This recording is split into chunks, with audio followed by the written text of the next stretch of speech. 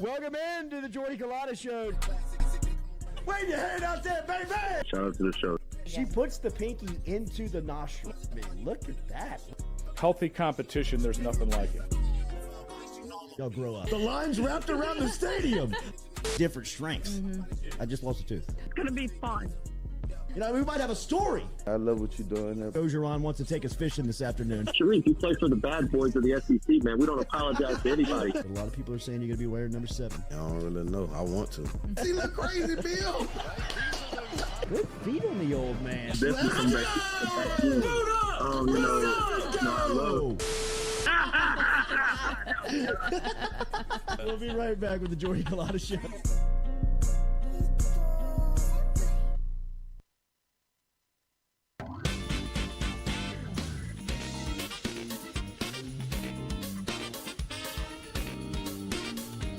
All right, welcome into a Friday edition of the Jordy Culotta Show, driven and powered by Go Chevrolet, live here on this Friday morning. Appreciate you beginning your weekend here with us. Make sure to hit that like button, share button, comment button, as we'll be here with you until 9 a.m. this morning. Nathan Velasquez going to be here during the 8 o'clock hour. The Carpool Queen will be here at some point as we roll on this Friday. No food this Friday from our boy Josh and our friends over at Iverstein's. Remember to get over to Iverstein's.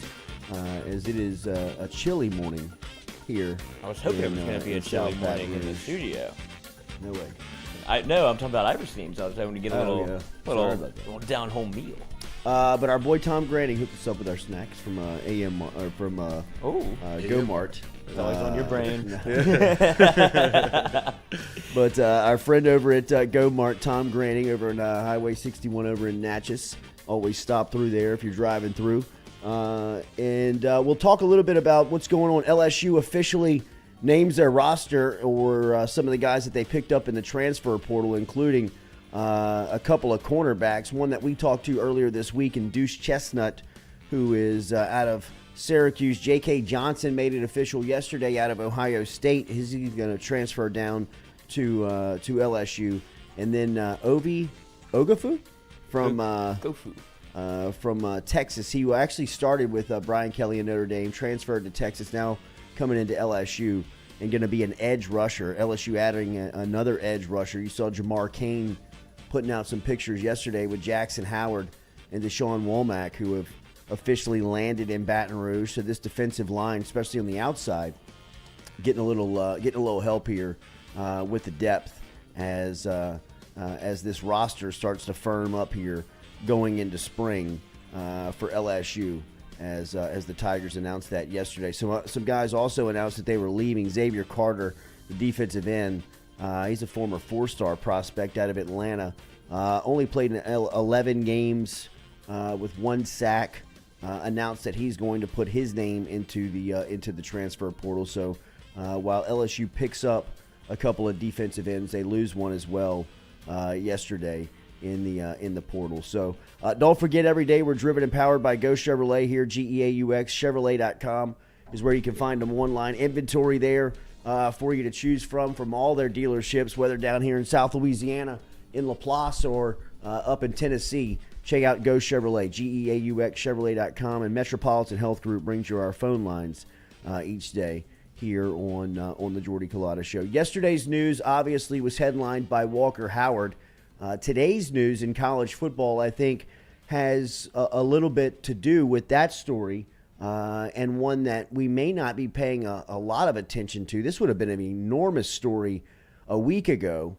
A week later, with so much news in the cycle, NFL starting their playoffs, things happening in all over sports. This one is a little shuffled down the sports list, but anybody see this story yesterday that Clemson has stepped out and hired TCU's offensive coordinator, Garrett Riley? This says a couple of things to me, right? And first, I think this is another mark on Jimbo Fisher, right? Like the fact that it was open and clear that Fisher was making a move at the offensive coordinator spot and made a pitch to Garrett Riley, and Riley stuck in TCU, at TCU, with Sonny Dykes after hearing the pitch from Texas A&M, who's got more money than anybody in the sport, so it couldn't have come down to a financial disagreement. And Jimbo swings and misses on Garrett Riley and ultimately loses to Dabo Swinney? Like, if you'd have told me a month ago that Garrett Riley is going to be in hot pursuit by Jimbo Fisher and Dabo Swinney to be the offensive coordinator at A&M or Clemson, respectively, no way I'm thinking that Dabo Swinney is going to win that contest. But yesterday, it was announced that Clemson has hired TCU offensive coordinator Garrett Riley. Brandon Streeter was the play caller at Clemson, spent 1 year as the primary play caller. Tennessee really exposed Clemson in the bowl game. Clemson looked as if they were kind of heading into the football abyss, right? Like they had their time in the sun. They had their success, but they were really starting to come down to light, and they still are. But this move, to me, says that Dabo Swinney is understanding that college football's starting to run by him. And if he doesn't make a move that is big time impactful like this one is, he's going to be in some serious trouble.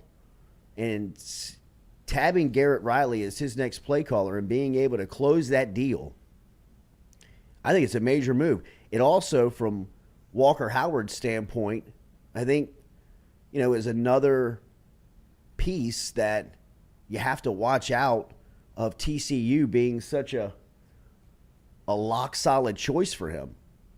And yesterday, when we were on the air, some things were being discussed, and we were going back and forth with some people that were close to that situation, and they were telling us, like, hey, look, people out there that are believing TCU is a lock just is not right. And I guess they knew that Garrett Riley situation was moving like it was, and they were continuing to keep things open. What I have heard the latest in the last 24 hours on the Walker Howard situation is that Billy Napier in Florida have made a pretty big move. And they've become a school that's become a player in this decision. TCU's still there. Alabama's still there.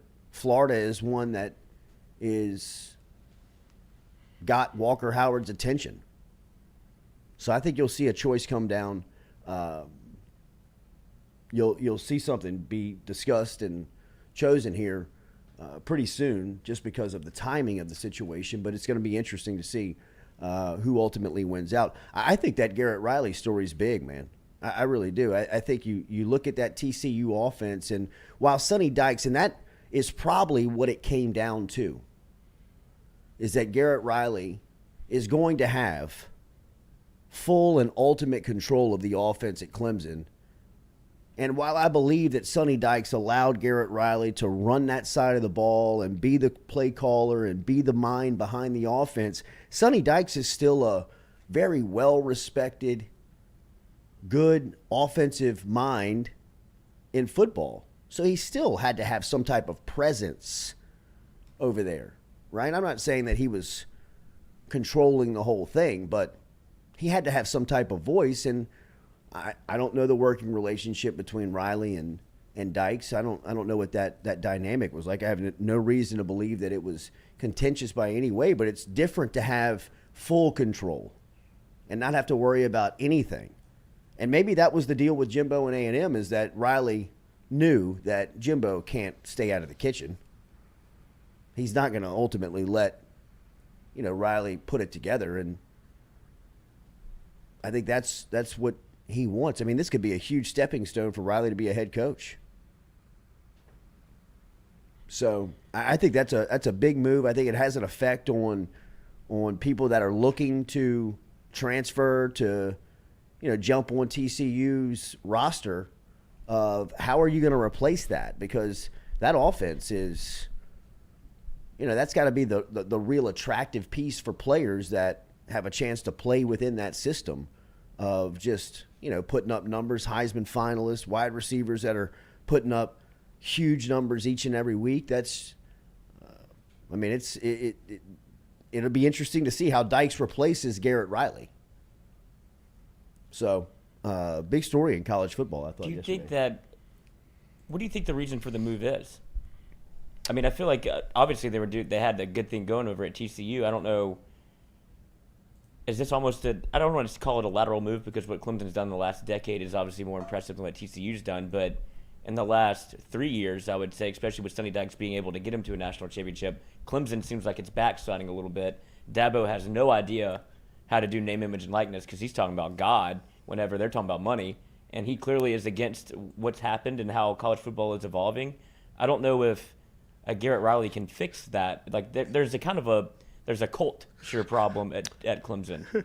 Well, and I think that's why I'm crediting Dabo Swinney. I think that he's recognized it. You know, yeah, but he's still going to be the face of the program. Well, if I know anything about Dabo, somebody has told him within that. Get it straight. Like your act is running tired. People are figuring you out. You're exposing us on a lot of levels here with your like comments about NIL, the sprinting out of the locker room. He's a mega church preacher. Yeah, he really is. It's what it is. There's a meme on Twitter of Dabo Swinney running out the tunnel, and it says, when Dabo Swinney finds out what the C in TCU means. Hell, I didn't know that. Just full sprinting. He's going to fall down that hill one time. You would think so. Like, the thing's pretty steep. They're going to Red Dragon him one day, put him in a wheelchair and light it on fire and just roll him down there. But I really and truly, look, Dabo's easy to poke fun at. I think he kind of opens himself up to a lot of the jokes that come his way. But I really do believe that. Get them gloves on, Dabo. Go make a TikTok. I really do believe that somebody got to him and said, "Hey man, if you don't go if you don't go shake the earth up, man, you're going to be in the middle of the ACC here the next couple of years." And for Garrett Riley to come aboard, I think it ultimately came down to just full control. Yeah, I think that was something that Dabo can sell. That not a lot of people have the. They don't have that type of security to hand it over. Dabo does have job security. He's got the contract. Now to bring in somebody like Garrett Riley and give him ultimate control. And I think, from Riley's standpoint, it gets him one step closer to being a head coach. You know what I mean? If you go put on your resume TCU and the offense you started there, Max Duggan, getting him to a Heisman finalist, national championship, and then you go do something at Clemson like bring them back to relevancy. Yeah, bring it back to relevancy. Go find a quarterback. Because the one thing that we cannot argue right now in college football, the Riley name on the offensive side of the ball has a lot of power, a lot of cachet. You know what I mean? It comes with like Heisman's, comes with yardage, it comes with numbers, it comes with exposure, it comes with all of that stuff that quarterbacks are looking for. If Riley shows up to your front door, whether it's Lincoln or Garrett, they got another one? Everybody's listening. Everybody is wanting to hear what they have to say because, Heisman Trophy finalists and winners follow them where they go. Because Max Duggan has no business being, like, if you would have seen him the year before, he wasn't even the starter. And then he's able to get into the Garrett Riley system, just the Riley system. He's of the Leech Tree, correct? Yeah. And so, obviously, rest in peace, as always, to the Pirate. But when you see the offenses they're able to put together, Lincoln, if he could ever figure out on the defensive end, they're going to score 40 a game. And it seems like Garrett's kind of in that same vein. Obviously, they get bullied by Georgia, never really had a chance, shouldn't have been there. But that's a credit to Garrett Riley and their offensive system and to how far it could take a team that had no business being in the national championship. But you look at, when you saw the talent on the field, It was evident. So scheme obviously played a big part in that.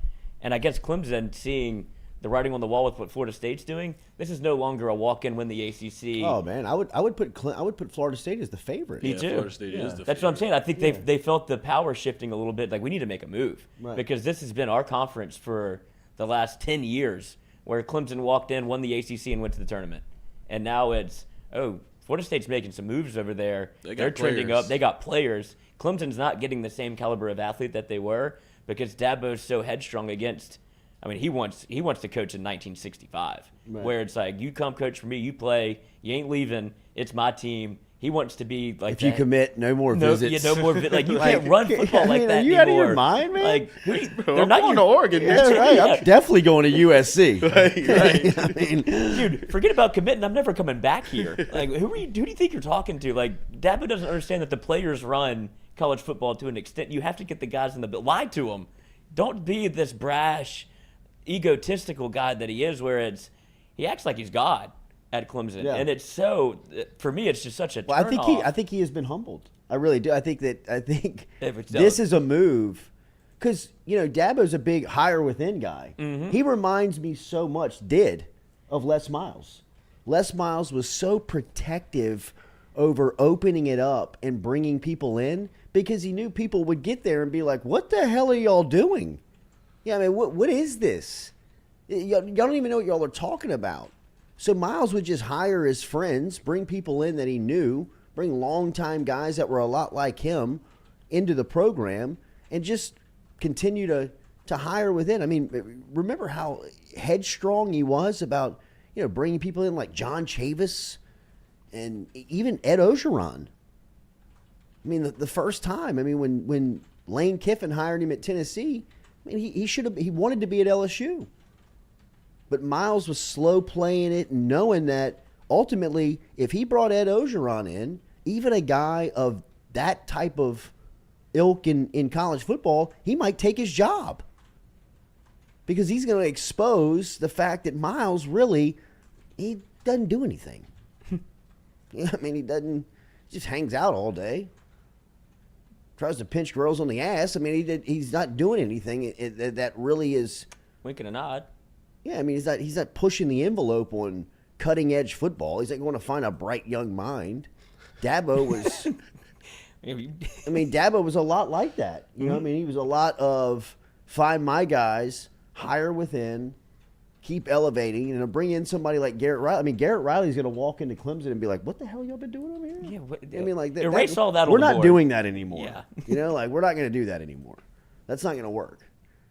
So I mean, that's. To me, I love to bang on Dabo. Me too. You know what I mean? I think he's such an easy target. He makes it so I mean, easy. it's just, I mean, like. And he's the only one in the let's room just that make Dabo jokes. he's the only one in But the I room mean, that this doesn't is get the tough. This joke. is kind of like, yo, Dabs, nice job. You know what I mean? Like, You finally did something yeah, right. you finally hit one, man. I mean, good job. I mean, this is a pretty good hire. I mean, not only that, you shake up TC. I mean, that alone is what I thought was going to keep Garrett Riley at TCU. Just like, we got a great thing going here, fellas. Yeah. Until somebody gives me a head coaching job, I'll stay. I mean, and what's a better place than like Fort Worth, I mean, where they're at? I mean, that is a beautiful part of the world. I mean, they got a ton of money. There's no way that like TCU was outbid for him. I think ultimately Dabo was just like, I will never come to that side of the building. Like, I mean, like, you're the head coach of the offense. Thank you, Dabo. Garrett, Yeah. you want to take a ride on the slide? He's like, no. He's like, well, I'm going to go down it one more time. Yeah, right. We'll be on the slide if you need us, Garrett. Yeah. Grab that potato sack. If you slide down on this thing, man, you can get 20 more miles an hour. You get a little bit more speed if you run down. That's how he practices his rundown. Chili, the real indictment is on Jimbo at A&M. Really, Riley didn't want to go there. I agree. Yeah. That was my first point. I mean, the first thing I thought when I saw the headline that Clemson hires Garrett Riley as offensive coordinator was, whew, that is a shot to Jimbo still. I mean, like, you turn down Jimbo Fisher in Texas A&M, which is an hour and a half away from where you're at right now, In the SEC. to go halfway across the country and work for Dabo? I think he thinks that Dabo's working for him. Like, if you leave, And you know what? there's some power to giving him autonomy. Obviously, Absolutely. Like, I don't have to. I mean, you saw what happened with, God bless him, Ed Orgeron during the 2019 year, which I don't like to talk about a lot because it always seems to be brought up. But the way that offense was running, it was Ed Orgeron popped his head in the door, knocked on the door, saw everybody in the building, said, "Y'all good, boys? All right, I'm gonna keep it moving." Yeah, and that's what absolutely. Dabo is gonna want to do. Like, I don't need to sit down and do this. But when he lost that in Joe Brady, guess what Ed Orgeron did? He hunkered down in the film room. And that's the last thing that you want if you were an LSU fan, was him to start like meddling in your offense and defense, which was very clear that he was doing. And he just kind of grinded the entire thing to a halt, whether it be on the offense or defensive side. So kudos to Dabo. I'll give him his flowers for being able. I don't want to do this. Dabo doesn't want to be in charge of the offense. Well, I think he recognized I can't do right, this. that's what I'm saying. It's somewhat self-awareness finally from him to realize I can't do this. Well, and it wasn't him that was trying to do it, but he was trying to do it the Miles way. He was trying to hire his people. Like Brandon Streeter was kind of his guy, that he kind of brought along, and he was kind of telling, hey, man, when I think you're ready, I'm going to give you this shot to be the play caller. And, I mean, their offense was terrible this season. And quite honestly, last year when he gave them the gig, they were bad too. Watching paint dry. I mean, biggest winner on this is Klubnik. Yeah. I mean, that's the guy who's going to get the biggest benefit of this is the Clemson quarterback. I mean, he is going to, and that will be a great testimony for Garrett Riley. Like this kid can play, man. I showed you what we could do with Max Duggan. Now I'm going to show you what we can do with a guy that, really kind of checks all the boxes. Like he's supposed to be here. And if you talk about biggest winner, biggest loser, obviously A&M feels like the biggest loser, but right behind that is TCU and what they were building. Yeah. And obviously, if you want to tie it into the Walker Howard conversation, that was why the TCU thing made so much sense. Not only Jack Besh going there, the players that they were adding through the portal, and then if you put Walker Howard in a Garrett Riley system, my mind is going, okay, they're about to run it back, and he's better than Max Duggan. Well, and I would say this about or he projects to be I better. would say this about Sonny Ponderosa. Dykes. Sonny Dykes has had offensive success everywhere he has been. That has not been dependent on his assistants. Now, one thing that you will hear within coaching and football circles about Sonny Dykes is that he makes great hires. He understands how and what the value of having good assistant coaches and allows them to coach. That's why I say I believe Garrett Riley probably had as good of a situation as college football can provide a play caller at TCU, right? Like, I mean, there was probably not a better opportunity or at least atmosphere for him. I think that Sonny Dykes made that office very comfortable for Garrett Riley. It's not as if he meddled, but knowing that you have Dykes and his office right down the hall who is so well accomplished and so accessible, I think is a huge advantage for that role, knowing that you just have this guy as a resource that you can soundboard stuff off of and say, hey, what do you think about this? Or him taking you ideas and say, hey, coach, maybe we implement this. And that's not going to happen to Garrett Riley at Clemson. But I think whoever Sonny Dykes hires next is set up to succeed, right? Like it's not going to be as if there's going to be this big X on the back of the next play caller at TCU that says this is how you're going to perform. I believe TCU's offense next season will be successful because Sonny Dykes is still there. Now, whether they can turn around a guy and make him a Heisman finalist that's not supposed to be there and give the Biletnikoff Award winner and do all the stuff that they accomplished this year, I don't know. I don't know. But I do believe that Sonny Dykes is going to make a very strong hire here.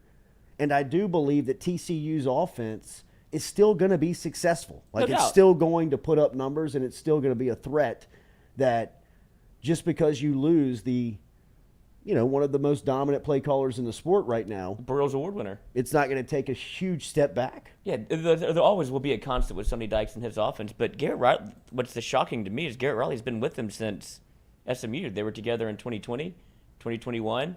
He brought him with him to TCU in 2022, and then he bounces. It seems like they had a good relationship. So it must have been something at Clemson that pulled him away. And like you said, I don't think it's money. TCU can pretty much compete with anybody but A&M, and they didn't make the move. Clemson, I guess I'd imagine since they're not paying their players, they must be paying their coaches. Clemson has the young quarterback too. Right. I could see, but that's what I'm saying. If you want to put the puzzle pieces together, if Walker's going to TCU, there's your answer if he goes and turns this Clemson offense around and makes them relevant next season, he'll be a head coach. Right. After next year. Immediately. Right. I think that's the move. That's the angle, right? That's probably what he's thinking too. If I come back to TCU and I make Walker Howard a national discussion at quarterback and make this TCU offense a banger every Saturday with numbers and points, how different does that look than what I did last year? Right. If I go to Clemson and I revitalize that offense, make Klubnik a Heisman finalist, and we're in contention and we're contenders, I'm a head coach at a Power 5 school within 13 months. Yeah. I mean, Because, kind of to your point, at TCU, who's going to get the shine first?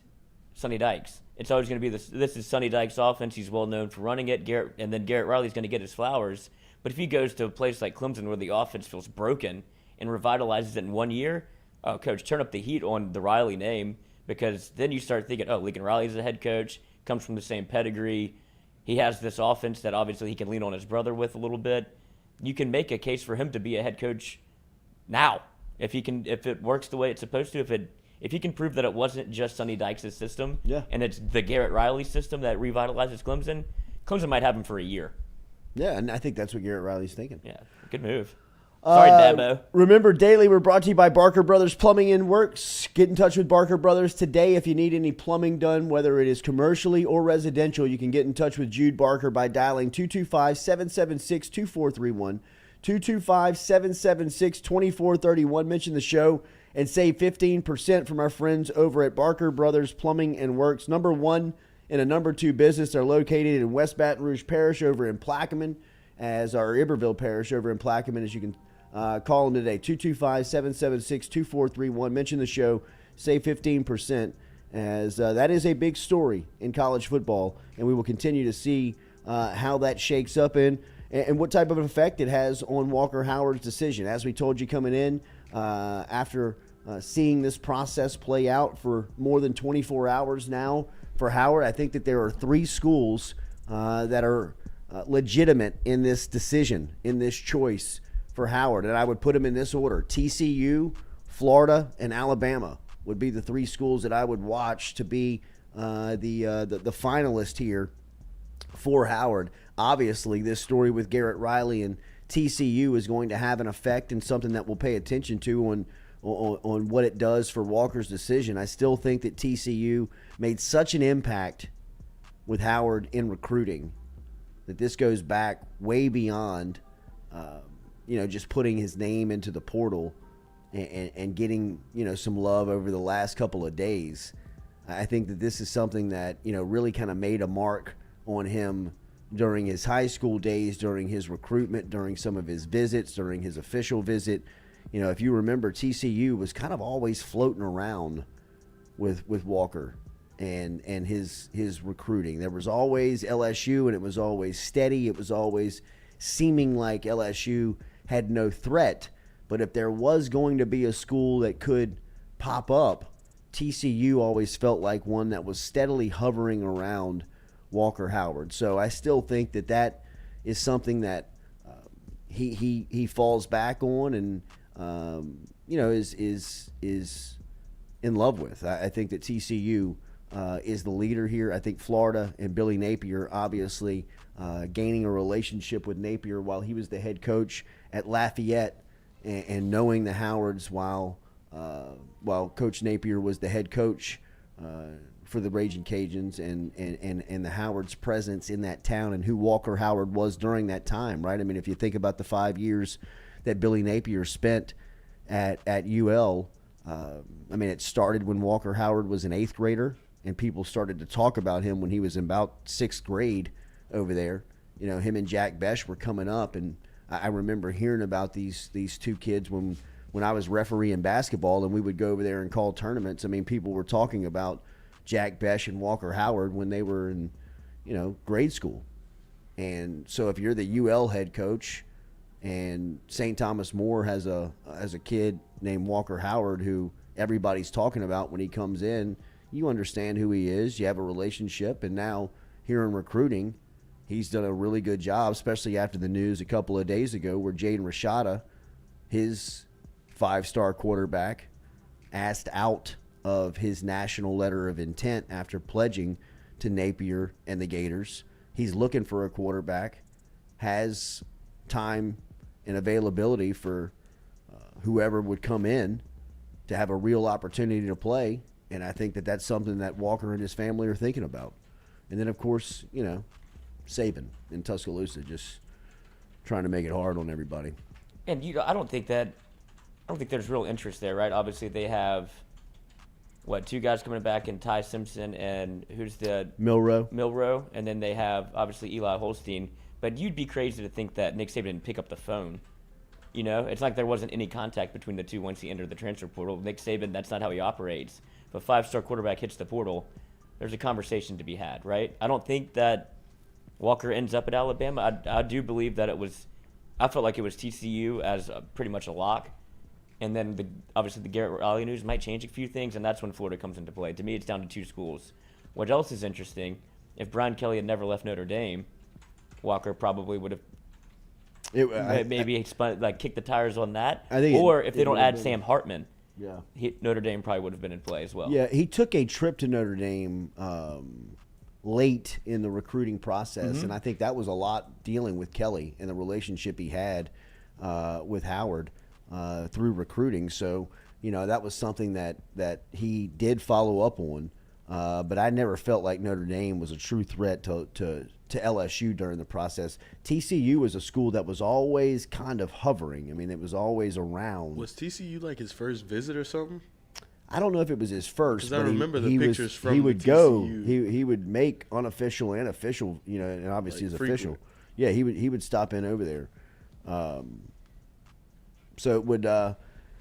It'll be interesting to see how this thing plays out over the next couple of days for sure. Make sure and stay tuned here with us as we will have the latest for you. And, as LSU adds more players out of the transfer portal, we mentioned Xavier Carter entered the transfer portal. He was a former 4-star prospect out of Atlanta and then former defensive back and running back. And I hated to see this one.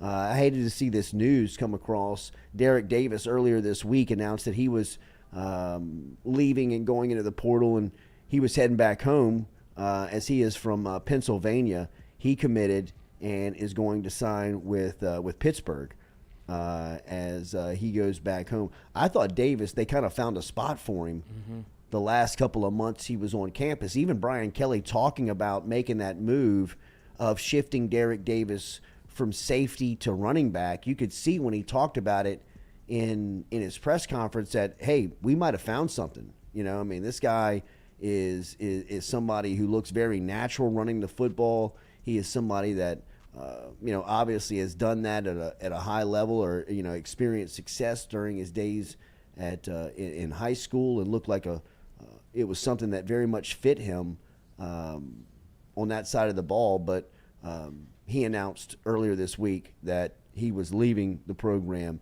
and going to head up to Pittsburgh. So that is going to be the landing spot for Derek Davis. Good for him. Pulling for him. Hope to see him succeed. Be interesting to see where he plays. I was about to ask you that. I mean, I would play him at running back. Yeah. I mean, in the bowl game, I really thought if he comes back. Coach, when he ran over the dude in the bowl game, was it McElroy that was on the call? McElroy is just in the background like, oh my God. I mean, he looked like a running back. I mean, he looked like it was crazy how natural. He bodied that kid. Oh my goodness. I mean, he looked like he hit him playing defense. He just had the ball in his hand. Right. It's not like you said. It's natural, but you can tell the physicality. He plays with a defensive mindset almost. I don't know if it was a situation where he wants to play safety, and maybe Pittsburgh gives him that opportunity. He doesn't want to play because I guess if he's projecting himself to the NFL, like I would imagine all kids at a D1 Power 5 school do, he probably is like, I can make more hay playing safety in the NFL than being another. He can make more money for sure. Yeah, and there's more opportunity there. Yeah. Especially in the LSU backfield where you had, I mean, he'd have been what, the 6th running back. Like that room is loaded, Coach. No, it's loaded now. I mean, it's like it feels like the offensive line room. I mean, the offensive line room has gone from begging for players to we got all NFL draft picks everywhere. I mean, that offensive line next year is going to be scary. They love Marlon Martinez at center, and I mean Lance Hurd loves to play left tackle. They're going to play him. I mean, play left tackle, Coach. They're playing him. I mean, I still don't think that he's going to get the left side, but he's coming for it though. I mean, left tackle, the Coach. fact that he's got that mentality is beautiful. But I think he'll be your right tackle. I think Emory Jones will be your right guard. I think Marlon Martinez will be your center. I think Dellinger will be your left guard, and then Will Campbell is going to be your left tackle, and then you got guys like Miles Frazier, kind of in the rotation that you're waiting on. Obviously, these freshmen coming in, the 2 sophomores that are in this class. One thing that's interesting to watch, and I think with this offensive line group and a name here, especially that, we mentioned LSU yesterday announced that they had brought 3 more players in through the transfer portal, a couple of defensive backs and another edge rusher in Ovie Oghoufo, who had originally started with Notre Dame, transferred to Texas, now transferring to LSU. He's another edge guy. He's another defensive end. This is a roster right now that is very heavy on edge guys. You saw Deshaun Womack and Jackson Howard land on campus. Obviously, they add Ovie here through the transfer portal. They've got guys coming back like Savion Jones that are in the program. So I mean, it's a roster that features a lot of stand up, get after the passer type guys. Internally on that defensive line, they need some bodies. I wonder what they do with Fitzgerald West. He logged some snaps at defensive tackle during the bowl game out of necessity, but they still may carry over that deep need for interior defensive linemen into the spring and into the fall, just because if you look at the way the roster shakes out here, and when you talk about the offensive line, while I know that there was definitely some thought of Fitzgerald West playing center, and a lot of the early return on him was very positive. Right now you seem to have found a guy that looks the part and plays the part in Martinez. He played fantastic in the bowl game. And, hopefully you can get through with that and play Fitzgerald West on that side of the ball. On defense, where he may be needed a little bit more. He may have more of an impact on that side of the ball. So that is another story that I think going into spring is going to be kind of interesting to watch, is what ultimately happens with Fitzgerald West, who came in here with a very he came in with a lot of thought of him playing center. And now getting into the program and seeing how the offensive line room has shook out and how they've brought in talent to where he may just be needed on the defensive line. So that is a story to watch out for. We'll be back with more of the Jordy Culotta Show. Coming up in hour 2, we'll talk to Nathan Velasquez, as always. We will continue to talk a little bit about this LSU basketball team who has got a road test coming up this weekend that is going to be tough to overcome as they're traveling to Coleman Coliseum. The LSU women last night roll over Missouri as they carry that top 5 status onto the floor last night and play up to it. People starting to really talk about LSU women's basketball from a national scope, obviously cracking the top 5. But if you're paying attention to what they're doing in recruiting, their full signing class could be named McDonald's All-Americans coming up here. I mean, obviously the number 1 player in the country out of the northern part of the state, Michaela Williams, out of Bossier City at Parkway High School. They signed the top post player in the country, Aaliyah Del Rosario. She's originally out of the Bronx, but now she plays at the Webb School in Tennessee. And she signed her teammate, Angelica Velez, who is a 4-star prospect that is rated the number 21 player in the country. So she's got 3 of the top 21 players in the country pledged to the class right now. All of those players are probably going to get the nod for the McDonald's All-American game. I mean, to just take a step back and think where the LSU women's basketball program is now, a year and a half after transferring the power into a new head coach in Kim Mulkey, it's the most impressive turnaround I've seen on this campus since Nick Saban. That's the only name you can really compare it to. Or you could go back to Skip. I can't. I was too young. Yep, I know, but I don't even recall it. Yeah, well, if you listen to the rope, I mean, I get all of the stories because he built. Obviously, going back, he built baseball from the gutter. It shouldn't even have existed. Yeah, it was nothing. It was nothing. So women's basketball obviously has a little bit more history than that, but the turnaround time on this thing is unreal. But I mean, so many people lost so much interest in the Nikki Fargas LSU women's basketball because of it felt as if it was almost like deliberate in the way that she was running it into the ground. Yeah. Like it felt as if she was paid so much money. It's almost and like they the were taking contract was so absurd that they couldn't get out of it that she was just like, I'm not recruiting. I'm not bringing in players. I'm not going to any type of links to promote the program to get people out there. I mean, it was a forgotten product. It was a place that, like local basketball talent was like, I didn't even take a visit I'm not to even LSU. looking at LSU. Yeah, like I wasn't even contacted by LSU. Who was the Baylor guard we had on last year from New Orleans? Mooney. Moon. What was her last name? Man. But she was a standout at De La Salle High School. Moon Urson. In New Orleans. Moon Urson went on to become like one of the leading scorers for Baylor on a national championship team. And we brought her on when she decided to transfer to LSU. Now, she ultimately did not play the season because she went to follow up on some academic stuff. And nothing bad there. She was graduating, going to start her life, I believe, and just didn't play basketball anymore. But she mentioned, she was like, I didn't even take a visit to LSU. She was one of the best players in the Southeast. I mean, it wasn't like she was she was the best player in the state. And you don't go to this flagship school. You don't even visit. She's like, I didn't even take a visit to LSU. Ugh.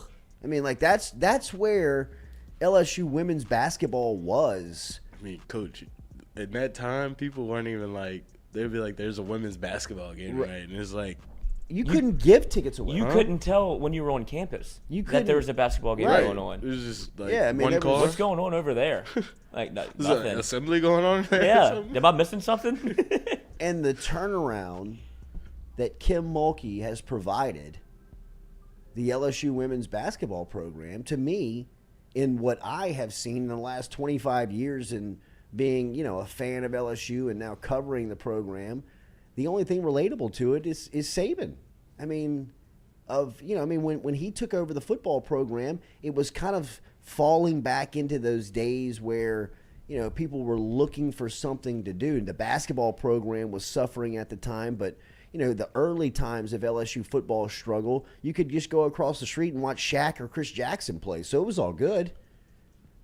There was no real option in town when LSU football was suffering in the late 90s when Saban took over in 2000. And then, he turned this sleeping giant into a sprinting monster of a football program. Within 3 seasons, you were in the national championship. Within a season of hiring him, you were in Atlanta winning SEC titles.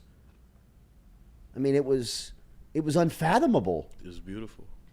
And now looking at what Mulkey is doing, a year and a half on the job. I say this out loud without even thinking that this is putting any pressure on her. I expect a national championship within the next 2 years. You ain't saying anything she ain't thinking. I mean, if she won it this year, I wouldn't be shocked. And I think she'll probably be the favorite for it next season. I mean, she's probably going to be the preseason number 1 team in this roster right now, adding 3 McDonald's All-Americans to it with the number 1 player in the country, the number 1 post player in the country, the number 21 ranked player in the country who's a sharpshooter. I mean, they're like the Olympic team. I mean, what don't they have? I mean, they got guards. They don't have guards. They got the best guard in America. And then they don't have post players. They got the best post player in America. And she's a sophomore. I mean, it's right. I mean, you got Flaugier coming back. Angel Reese. You got Angel Reese coming back. That's what I'm saying. Yeah, that's what I'm saying. It's not like college football. You have to worry about them leaving. Right. I mean, it's the hottest ticket. It's one of the hottest tickets in town. I'm telling you, if you have not watched LSU women play basketball, it's pure entertainment. It is pure entertainment. They get out, they run, they're well coached. They have her personality. They got Mulkey's personality, kind of. They got some FU to her. When we walked in, there was a clip of Kim Mulkey holding Angel Reese's face. And they were just like face to face. Nose to nose. I don't know what she's telling her, but you can tell she's on her. And that's just the coaching style of Kim Mulkey. And they're up 20. And they love her. Love her. They love her. That's the deal that I think people, kind of wonder, and I think Dawn Staley tried to play that up, like she's unrelatable. Like, nah, Dawn, they love her. They like her. I mean, Dawn has thrown her 2 fastballs at Mulkey, and Mulkey has stood in the box and knocked them like center field out of the park. She's like, throw it again. Bat flipped her. Yeah. You know what I mean? She's like dog walking her right now. I mean, I'm telling you, Dawn Staley is, and look, she's well accomplished. She's got the accolades. She's got the awards. But her comments alone show you the fear she has of Kim Mulkey and going up against her. It wouldn't surprise me if Kim Mulkey Urban Meyered Dawn Staley. Oh God. You know what I mean? Like, pass out. I mean, just kind of Kick you out like the hit her sport. knees on the sideline, like. I might start doing TV. And then he's back on TV again this year. Right. Like Herb just Yeah, falls yeah. on his ass into Absolutely. the other job. Shades on.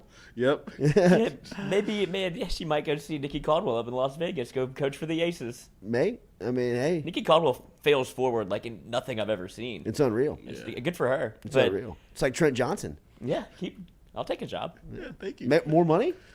But like you said, if you don't talk about somebody as much as Dawn Staley talks about Kim Mulkey the way she is unless you've been thinking about her a lot. She's trying everything she can to get this woman out of my life. And every night she goes to bed, the last thing she sees is Kim Mulkey on the sidelines. And it's like, I got to do that. Like, she has that date circled. They both do. I can't wait for that South Carolina game. That place is going to be, I would imagine it would be a madhouse, right? There's going to be so much fanfare and fireworks going on. Somebody's going to say something. Oh, no doubt. Because Kim knows what she wants from that game. But the thing, Eyeballs. about Mulkey that is the most beautiful part about this back and forth with Dawn Staley is like she's not even engaging. Like she's not even paying attention to it.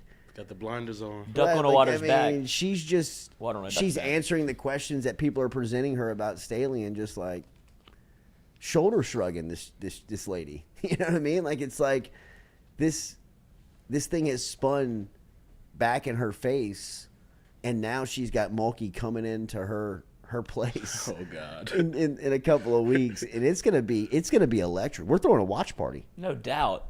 Got to. Boogeyman's coming. Ooh.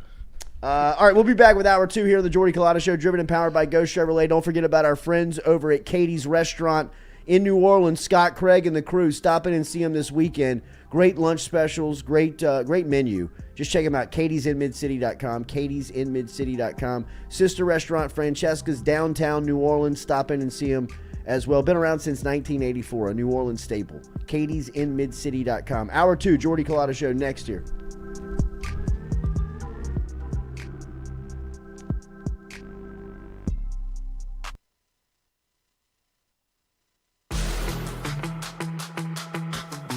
Donaldsonville Glass and Body, the trusted name in frame, body, and automotive paint repair since 1977. They have served their customers for over 45 years. You can find them online at dgbauto.com or stop in and see them Railroad Avenue and Division Street out in Donaldsonville, Louisiana. Look, they can help you with your insurance claims. They can make the repair process as stress-free as possible. I'm speaking from experience here. I've got numerous windshields, body repair, all done by Kenny and the crew over at Donaldsonville Glass and Body. They are, without question, the most well-equipped shop in the area. Stop in and see them today.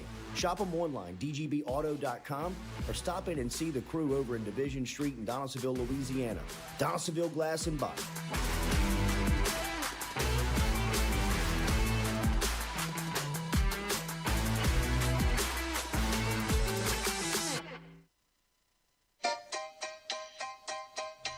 Hey fellas, it's Jordy Culotta for my friends over at Men's Total Health. Guys, do you suffer from fatigue, decreased libido, erectile dysfunction, weight gain or loss of muscle mass, signs of depression, anxiety, hair loss, mental fog, general loss of interest, then you might be suffering from low testosterone. Go see my friend Mike Roach and his great team over at Men's Total Health, over in Metairie at menstotalhealth.net online, and stop in and see how they can change your life today. A simple shot and some knowledge from Mike Roach can get you back up, moving with your energy, get your sex drive back, build your muscle mass, make you feel young again. All online, menstotalhealth.net.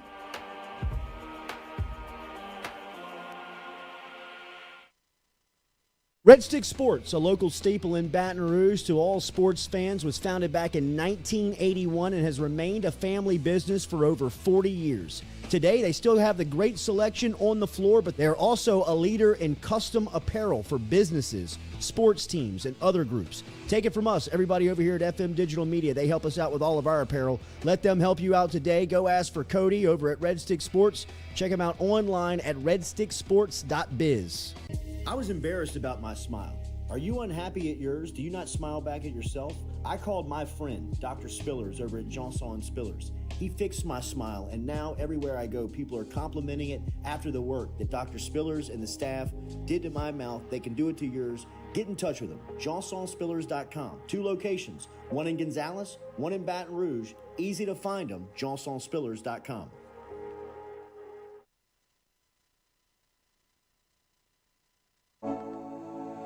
Looking to book a dumpster but no idea how? We've made it quick and easy for you. Check out our website at moralesrolloffs.com. Let Morales Roll-Offs know your desired delivery date, and finally, provide your contact details. To make payment, look out for an email invoice with all your booking details. On delivery day, our driver will notify you through text and email that your dumpster is ready and on the way. Now you know how easy and convenient it is. Call Morales Roll-Offs at 225-427-0000 for your dumpster. Hey Baton Rouge, when traveling through Natchez, Mississippi, whether you need to fill up your vehicle or your belly, stop by Go-Mart and On The Go Deli. Go-Mart has clean restrooms, community coffee, an awesome beer cave, and a great selection of anything you might need on your trip. So stop by Go-Mart at 4 Sergeant Prentice Drive as you're entering Natchez on the left, and visit Tom and Wright Granning and their awesome team at Go-Mart. Don't let the name fool you. Men's Total Health has offerings for the ladies, too. Guys, is your wife or partner suffering from urinary incontinence, low sexual desire, or pain during sex? Then the O-Shot might be for her. Don't let it scare you. It's totally natural. It's PRP. And Mike Roach and the crew at Men's Total Health will make you as comfortable as you can be. Contact me for more information, Katie at JordyCulottaShow.com, and I'm happy to tell you everything that Men's Total Health has to offer for the ladies.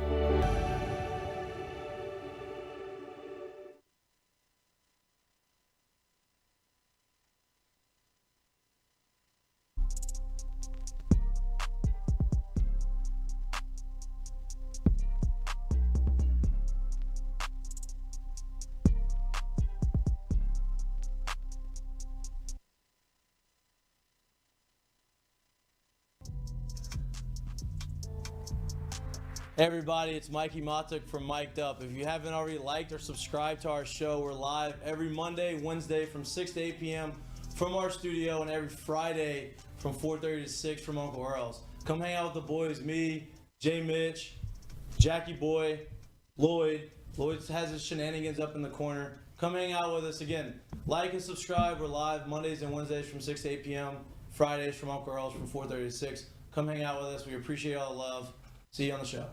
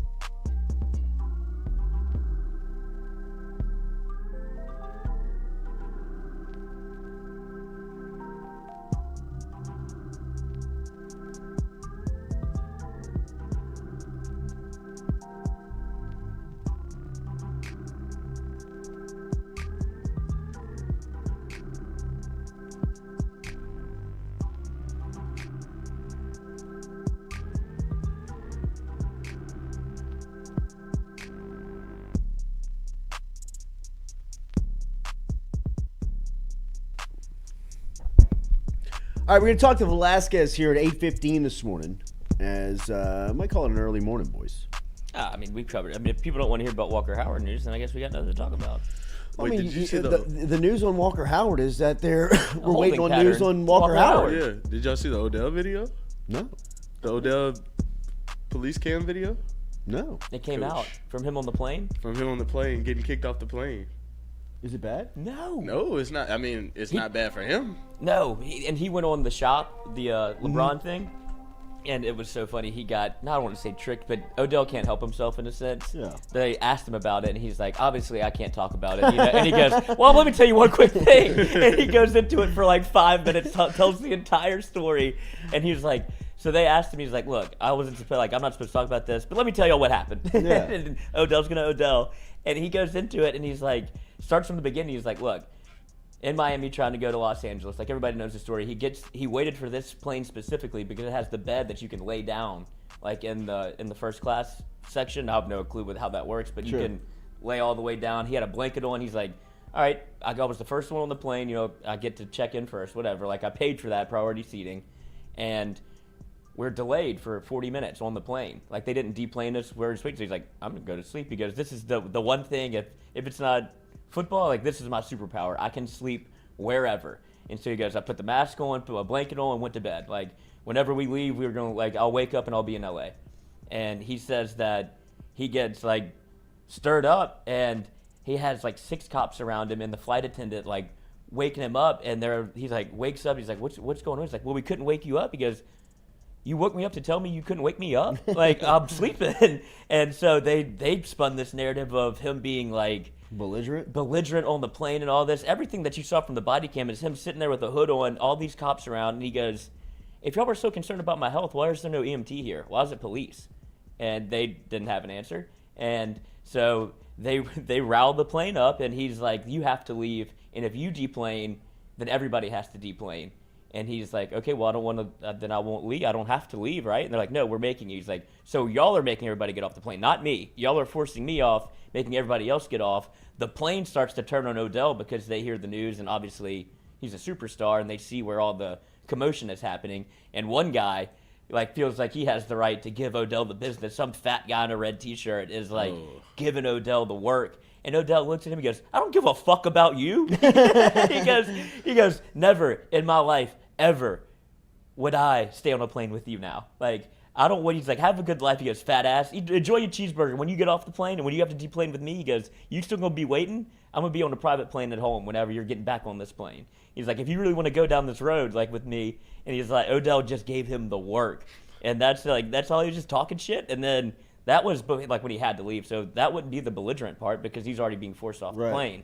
And so that was just kind of how it all played out.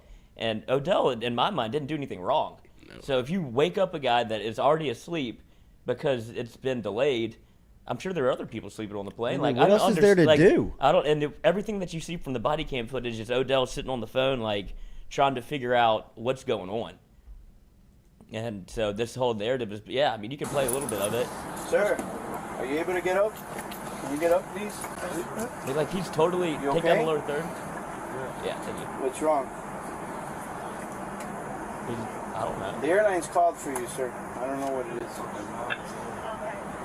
You good? How you doing, bud? I don't think you'll be no responsive, but they're trying to get to command specifically.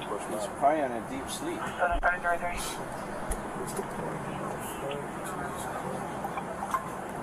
You know where you're at, sir? I'm in Miami trying to leave to go to LA. Right side. Okay. He looks good to me. Careful. Where's his pants? Oh, sorry? Where's the baby's pants? The baby's pants? What do you mean? He's only got his underwear. Yeah, they're on. Are they on now? Yeah. So they weren't on before? No. Okay. Go back, Brian. Are you naked? Go back.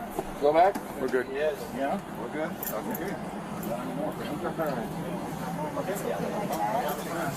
You know how many times you've shaken him to put his seatbelt on and he Listen, spot? he might If you don't want him to fly, that's a decision that you guys are going to have to make. That's, you tell the captain, and then we'll get him out. But that's something that you guys got to make. Multiple times, multiple people. Hey, sir, put your seatbelt on. All we're getting is this. This is a 5-hour flight. Yeah, this is 5 hours. Then that's up to you guys. That's up to you guys. But medically, if he doesn't want us to check him out, I can't. And I don't really say anything wrong. He might be tired or have taken a long trip and doesn't want to follow orders. That's a whole other animal. He told her he just came from a club. Yeah. Okay, I get that. He's tired. And he's taking stuff. He just responded to know where he's at. He knows where he's at, exactly where he's flying. And he had pants on when he came on. He doesn't have pants on now. His pants are on now. His pants are on. Well, he had shorts on. Underwear. Yeah. Okay. We'll do whatever you decide. If you want, we'll stand by out here because I don't know what's going to... Right. I don't know what you want us to do as far as fire rescue. He's mad at us because we called you. I said, we're worried about you. That's fine. You guys are doing your job. He's going to go deteriorate once we get in the air. So What? Don't worry. This is ridiculous. Sorry, I didn't hear you. No, he doesn't want to come off. He does not want to come out? No, he's coming to the next. Okay. Advise the sergeant to come here. Motor 70's on the he way. needs to come off. We're going to have to deboard everybody. First class.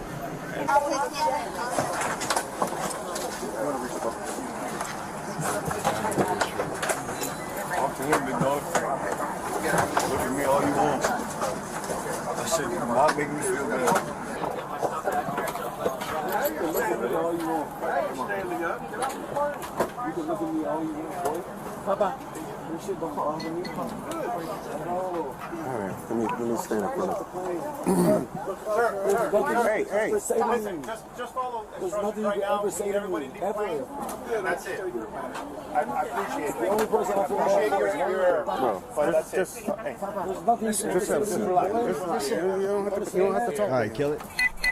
Everything wrong with the world. That's painful.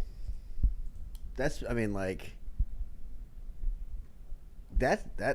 is pain. I mean, those flight attendants. I mean, the power. I mean, the little power. That's what's so weird about people. You give them 1 inch of power, and they're like, I'm kicking him off the plane. I mean, the guy who you called to check him out is like, he's fine. I mean, he's sleeping. He just responded to, well, he can't fly for what? Like what? I mean, it's Miami. I would have been at a party the night before too. And the fact that they had to wake him up to put the seatbelt on. Okay, well, did he woke up and put the seatbelt on? And then he said in the shop they asked him, he's like, we heard that there was no seatbelt. And he's like, yeah, I wasn't wearing a seatbelt. He's like, I was laying down. And he goes, I mean, in all honesty, if this thing goes down, what's that seatbelt going to do for me? Like, that ain't saving anybody. And like that he didn't have pants on. He had. And like the guy's like, he's got his pants on. He had, and if he did take his pants off, he had like a basketball blanket shorts, over him, and he had basketball shorts underneath. Like, this lady was just on one. And that's a case of, I'm doubling down even though I was wrong, but I do have the authority to kick you off the plane. That was She's the one that left, like, if that old man wants to get mad at Odell, you should be mad at the flight attendant. Like, she's the one that made all this happen because you talked to the EMT and or the fire rescue. And the guy flight attendant. Well, he just told us he came from a club. Okay. What else do you do in Miami? So what are you saying? Well, he was taking stuff. Well, how do you know that? Did he tell you that? I think they made him do a breathalyzer, and it was 0-0. So he wasn't drunk. And if you want to say he took a whatever to fly, some people get flight anxiety. Like, you could do that. I mean, nothing wrong with any of the. Did he have his seatbelt on? No. Is he sleeping? Put the plane in the air. Like, I mean, shut up. Let's keep this thing moving. I mean, give me a break, man. That was painful. That was painful to watch. Yeah, because it's almost like they didn't even know what they wanted to kick him off for. I mean, the guy from the EMT's like, so what do y'all want to do? I mean, the guy's fine. We're not arresting him if that's what y'all wanted. He's fine. He's sleeping. Then she said, "Where's the baby's pants? I didn't see a baby." Yeah, I think it was the one front left of him. He's like, "This is the only person I care about," and it was like the little kid. And he's like, "I don't care about you." He's like, "The only person I feel bad for is that little girl," and so another win for Odell. Yeah, that That was painful to watch. What airline is that? Whoever that is, that's a bad That's look. a hit. It's about to be Air Odell. Remember, RMB.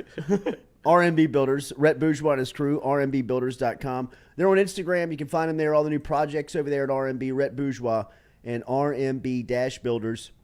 Whatever you may need. If you're looking to build your dream home, an addition to the house, if you need a commercial addition done around the office, let RMB Builders help you out. rmb-builders.com. rmb-builders.com. All right, Nathan Velasquez, when we come back here, we'll talk some movies with him and get out of here on a Friday as we have gone through it here on the Jordy Culotta Show. And we'll be back with more Driven and Powered by Go Chevrolet.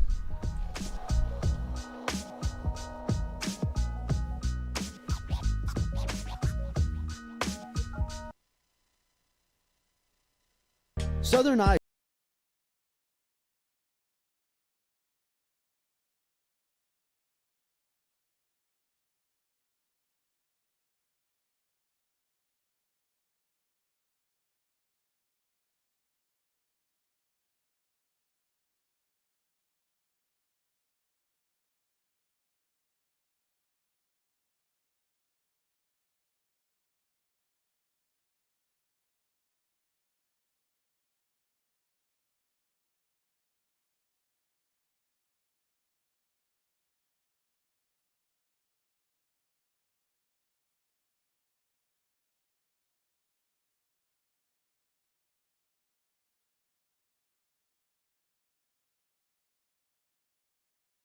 We're all from different places and backgrounds. We've each experienced our own versions of life, but in the end, we're all on the same team.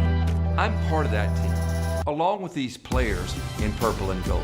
Kayshawn Buddha, Malik Neighbors, Miles Frazier, Kyron Lacy, Greg Brooks. Whether on the field or in the courtroom, your team matters. So join our team, make a difference. Bet, let's get it done. In a wreck, Gordon McKernan Injury Attorneys is ready to go to work for you. Come meet your team. I'm your intake specialist. I coordinate your case and connect you with your attorney and paralegal. That's us, your legal team. Here you go. Thanks. And we'll fight to get you every dollar you deserve.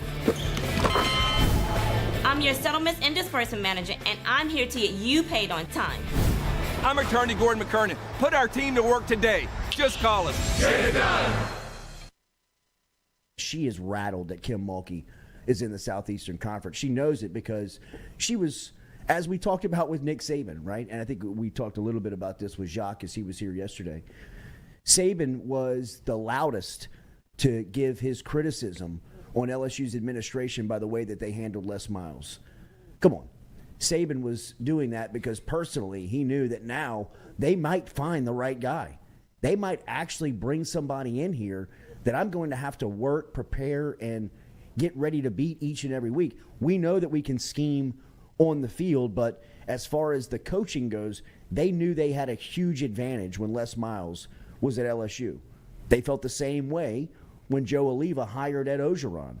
Saban knew that Orgeron was never going to be a threat to Alabama unless he got a generational talent like Joe Burrow that could cover up all of the all of the warts that the program really had underneath. Dawn Staley sees that Kim Mulkey is someone that can be a real threat to South Carolina. That's why, if you recall last year, she was the one complimenting and wondering if the turnout would have looked like that for Nikki Fargas. No, Dawn, it wouldn't have. And it all was because of the product that she was putting on the floor. It had nothing to do with race or whatever you were trying to make it. It was all about that the competitive team that was going out there now can play with you. And that's what she's worried about. The message that she's selling on the recruiting trail is embarrassing, I think, for someone of her status, right, of what she has told some high-level recruits about. Ask Coach Mulkey about that Brittany Griner situation and why she hasn't commented.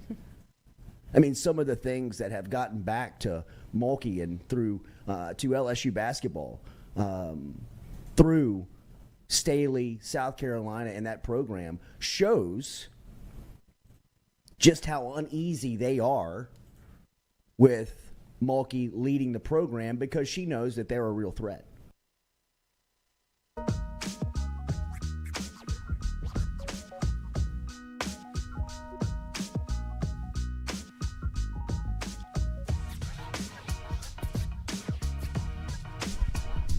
All right, welcome back here. Jordy Culotta Show, driven and powered by Go Chevrolet, live on this Friday morning. Make sure to hit that like button, share button, comment button.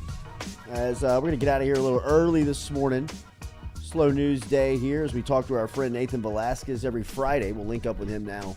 Go up to New York City as our friend is up there. Nate, good morning. How are you? Good. The weather is terrible. It's almost depressing how bad it is here. Just constant rain. The humidity's kind of found its way up here a little bit. It's a little weird. Really? But, yeah, it's not great right now when you go outside, but perfect time to go and watch a movie. Snowy? There's been no snow. We've had no snow at all this season. So everyone's talking about it, like confused that nothing's going on. So, no, there's nothing. It's not really the time to go outside, but I actually because there's nothing really to do outside, I just rewatched Reservoir Dogs. I forgot how good that movie is. That is a good one. Really good movie. Yeah, the dialogue this time, I think the last time I watched it, I was like, this story's so good, so simple, very, very fun. But this time the dialogue, just kind of watching it this time, I was like, this is so good. Just to, like, you could almost just put this on, like, in the car, and it would be just very fun to listen to. That is a great movie. Young Tarantino, right? First Tarantino, yeah, first movie. That's also crazy. Normally, a director, they've got like 3 movies they make that aren't even worth watching, but just to come right out the gate with Harvey Keitel on your team, Steve Buscemi, a young Tim Roth is really good, really, really good movie. But yeah. So a rainy weekend for you in New York City. What movies are you watching? Right now, we're looking at Decision to Leave. This is a South Korean movie. But it's getting a lot of steam right now. Probably going to get a lot of steam at the Oscars coming up. It's much more of a detective mystery thriller where someone is suspecting that a homicide case that they're working on, the wife becomes like the main suspect. But as they start getting a bit closer to the suspect, the whole movie just kind of goes in many directions. Lots of twists going on in a way that's a lot of fun. Feels like a Hitchcock movie. Feels like a David Fincher movie. So if you're into that type of like The Game or Gone Girl or North by Northwest, it's a very fun movie. Like I'd say if subtitles aren't quite your thing, definitely something to look out for and check out. It's on Mubi. I don't know if you've heard of that streaming service, but if you kind of like going for the lesser known but still very, very high quality stuff, it's a streaming service to look out for. And Decision to Leave, great movie to watch. Yeah, that's what we're watching this week. Conor McGregor making his acting debut alongside Jake Gyllenhaal. What do you think about this?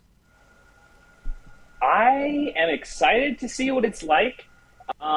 He's never done a movie before. I feel like Conor McGregor is always putting on some type of performance, so it makes sense. I feel like there's a lot of actors that try their hand at acting. Athletes that try their hand at acting. Yeah. And so maybe it'll be good, maybe not. Sometimes it's passable. But no, Conor McGregor always seems to be putting on some massive type of performance, which makes me think that a movie with Jake Gyllenhaal too. Like Jake Gyllenhaal doesn't really go for shitty movies. I mean, sometimes he'll have fun. Sometimes it seems like, but they're always worth watching. So the fact that Jake Gyllenhaal, who also, does kind of what Brad Pitt does, he produces as well. I think he has his name behind this one. So I feel like it could actually be pretty good. But is Conor McGregor going to be is he going to make the transition? I don't know. I feel like he's not going to be, if he does make the transition, I don't think it's going to be a John Cena or a Dwayne Johnson thing where you're kind of going for the big action type stuff. I think it'll be more of like a Vinnie Jones or a Jason Statham. He seems more like he would do the Jason Statham type of thing, where it's more of the action, maybe occasional drama stuff, but just very, very physical, very almost like James Bondy in terms of like stylish and also very high concept action. That's what I'm thinking. I'm excited to see it though. I mean, it's also a remake of Roadhouse, which I've never seen before. Wow. So I can't speak. I know. I can't speak to that. But I mean, when you hear about this, what are your thoughts on that? Is Conor McGregor someone want to see on the big screen. Roadhouse to me is a classic. That's a kid classic to me. I mean, that is something that one of the movies that we grew up on. So remaking that, I think that's fragile, man. I mean, that's. I didn't think Top Gun could be remade either, though. And it's the number one movie of all time. But Patrick Swayze holds a place in my heart, man. I love a young Patrick Swayze.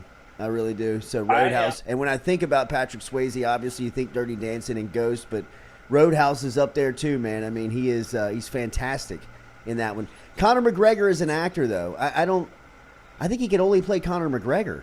Yeah. Right? I mean, that's what I'm wondering. Like, I know that he clearly has that character that he plays, and he plays it very damn well. But is he just going to do that on screen? Right. Swagger around. Right. Threaten to kill everybody. Yeah, I don't know. Hit an old man. That is a good movie for it. I mean, there's a lot of fighting. So I'll fuck you up. I'm trying to think of athletes turned actors that have been successful. You know, the one that pops to mind first is O.J. Simpson. I was about to say O.J. When I was putting a list together, it was like, am I going to do this? Like, I put I even looked up online. So many articles love to leave O.J. out or leave like a footnote. Many people would consider O.J. Simpson, but I don't know if we could. Honestly, it makes watching Naked Gun. It is so weird in a way that almost adds to. It gives like an embarrassing laugh whenever you watch Naked Gun. I love watching it with people the first time, and then be like, "Is that? Did they just say that O.J. Simpson? When did this come out? When did they cast him? Like, it's he's not bad though. He's not. Stuff. He's got good comedic timing. Right. Other than that, who's more dangerous on set, Alec Baldwin or O.J. Simpson? Many people are wondering. Oh God. Oh, on set. I mean, I don't think O.J. had any problems. Any problems on set? No, it's Bubba Alec Smith. Baldwin. That's having him on set would be Bubba Smith in the police academies was fantastic. Oh, okay. Shaq? I've only seen because that's got like 5 different movies. I've only seen one of those, but those are a good time too. Shaq, I didn't know until like last year that Shaq had, and again, I'm the movie guy, that Shaq had his own movie. What was the name of it? Back in the 90s? Yeah. Kazam. That's right. Crazy. Yeah, I had no idea, but we actually just recently saw Shaq's episode on Curb Your Enthusiasm. He's great on Curb Your Enthusiasm. No, he's Very great. funny. He's great. He's also, he's great in Blue Chips with Nick Nolte. Yes. What about Terry That's Crews? true. Terry Crews. I mean, The Rock. Terry Crews. I think The Rock is probably the one right now who has kind of won the game of going from. I feel like maybe the person before him that like won the game completely was like transcended the actual athlete status was Arnold Schwarzenegger. I don't know if there's like contention there, like athlete, like he's not really an athlete in the way where I don't know bodybuilding. I guess that is you could consider it still an athlete. I would say. So, going from Arnold Schwarzenegger, the bodybuilder, to the Terminator. Like, the Terminator pretty much superseded all of the titles he had before that. Mm-hmm. But I think The Rock is kind of the one doing the same thing, where I think he'll always still have the sports angle, because he's never really gone for the serious role. He's never gone for something where he's not like The Rock, and he just wants his face. Like, Black Adam was kind of like terrible because of that.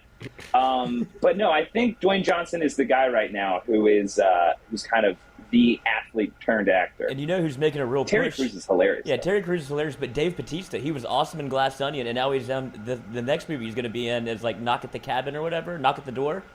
Yeah, the new M. Night Shyamalan horror movie. I am excited to see how he does in that. That's going to be the beginning of the year is always fun for the horror movies where you're like, is this going to be any good? What's going on? But no, I love M. Night Shyamalan even still. I hope Dave Bautista does a great job. He also has that scene at the very beginning of the new Blade Runner movie, which is very good. Like, it kind of hints that he could really almost even lead like a drama performance. He's good in Glass Onion too. He's good in Guardians of the Galaxy too. Guardians of the Galaxy, yes. He's hilarious in Guardians of the Galaxy. He's hilarious in that. He's very funny. And speaking of sequels, did you see they're remaking Passion of the Christ, which I felt like was impossible? I saw the end of that movie. I think it might be the sequel. The sequel, yeah, that's even more implausible.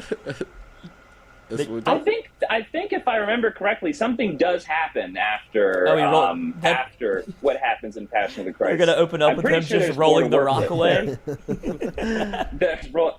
No, I saw there were like a bunch of memes going around. There's like a book called like The Bible 2, and it's Jesus on a velociraptor with 2 AKs. Oh God! I hope that if they do the Passion, they should set it in like 2024. I want to see Jesus come back now.